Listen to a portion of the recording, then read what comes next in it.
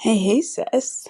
This is probably going to be my favorite podcast because I want to tell you this story. Couple weeks into my talking to Caleb, remember, I was in Michigan and he was in Oregon. Couple weeks into talking to him, he sent me a voice recording, a literal voice recording. Like, we would send voice recordings back and forth to each other. And if you're in a long distance relationship or if you're thinking about I have so many tips for you.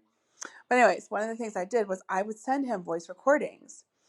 He would sometimes send me back, like a lot less than I did, of course. But he sent me this 7-minute voice recording telling me he entitled the file Alpha. And he said that I made him feel so manly and like he could take a tree branch and break it over his knee. And he was like, nobody else does that to me, just you. And I treasure that voice recording. I still have it. And oh, he'd be so mortified if I shared it. But I mean, I just treasure it so much. And I listen to it every once in a while. And it's what I want for you. All right. And it's what you will do when you use this flirt pure technique. I entitle Respect and Manliness. You need to tell him that you respect him. I've already kind of talked about this a little bit. Your man has a deep, intrinsic, God-given desire to be respected. It's actually biblical. I mean, in the Bible, it's called submission, but it's essentially like there's other times when it's translated as respect. And, you're not married to the guys that you're talking to right now, but it's just this beautiful thing that God is letting us know that women should respect their husbands, like the Bible actually uses the word submit, like submit, it says that the wife should submit to the husband, just as a man would submit to Christ, and Christ is the head of man, and it's in 1 Corinthians 11. You can take a look at it. There's actually several passages. 1 Peter 3 talks about it. And so there's several passages in the New Testament, because remember, we are living in New Testament era after Christ has come, the new covenant. The church was instituted in the New Testament after the Gospels. So if you're looking for how the church should conduct itself, it's in the New Testament. Now, the Old Testament has different kind of language. The Old Testament is the history of the Jewish nation, and it serves a different purpose. There's some prophetic passages and some beautiful poetry, but it largely is a historical account of the Jewish nation, and it's largely Old Covenant writings. We are now in the New Covenant as followers of Christ. So, for instance, in the Old Testament, Christ doesn't appear because he hadn't come yet. And the way that they split up the Bible is Old Testament, and the New Testament is the time period when Christ has come. The Gospels are briefly a given account of what happened when Christ was on earth.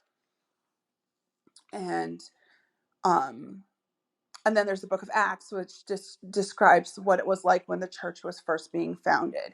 And then the rest of the books of the Bible, of the New Testament, are epistles, largely by the Apostle Paul. Okay, so that's a little Bible history for you. But what I want you to know is that if you're looking for respect, like that women should respect men, and if you're looking for maybe even making them feel manly, what you would look is in the New Testament mostly for that. I think you can find it in the Old Testament in lots of different places, but it's easiest found specifically in like 1 Corinthians 11 and 1 Peter 3. Okay, so it's a biblical mandate. Like, I'm literally telling you, God wants you to respect the guys you're talking to and tell them, like, oh my gosh, like, it just feels so good when someone says, I respect you. And then here's the real kicker. tell them why you respect them. Okay. And I see so many of my clients don't want to do this. Like, oh, he ghosted me. I'm like, yeah, but so what? He's talking to you now, right? Okay. So there's lots of ways that you can tell a guy that you respect him. You can say, I admire.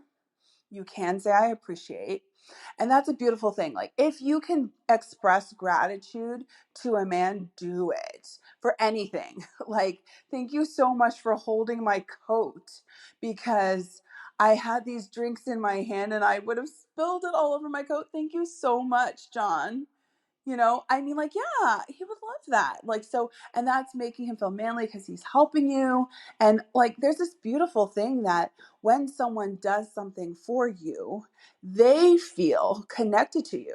So let him do things for you and then thank him for it. And it could be something very simple, like, thank you for pulling this group lunch together, John. Like, I don't know. I just like that name, John. Like, technically, Caleb's first name is John. It's always been one of my favorite names. And I just so happened to marry a John who calls himself Caleb. But, I mean, he's John Caleb, so it counts. So, John, thank you so much for planning this group lunch. I really was craving pizza, and I'm so glad I got pizza today. Thank you. And like, my siren voice is very energetic and very enthusiastic. Your siren voice may be different. Like, you might be like, wow, Michelle's like really hyped up. But like, you can do this, okay? You can tell him that you respect him either by texting him. Oh, get his number real quick. Like, that's just we're going to do that. Okay, and here's how you do it. Hey, I really enjoyed talking to you. Do you want to exchange contact information so we can keep in touch? Like, that's how you do it. Super chill, super easy. My freebie to you today. Okay, so get his contact information, get his number. If you don't want to say that, like, you can say, hey, are you on Instagram? Hey, are you on Facebook? Like, and just get his contact information. You like, just do it. Because you want to be texting him, right? And it's a lot easier to flirt by text. Actually, I think that texting is mostly for flirting. And I actually saw one of my clients' guys that she's talking to say, I don't like getting to know people by text. I'm weird that way. And I told her to say, I'm kind of weird too. Because nobody wants to get to know anybody by texting. Listen, you know how much time it takes to text out the story of your life? A lot of time. People don't have that kind of time. So if you want to get to know a guy, you would more do that by talking to him on the phone.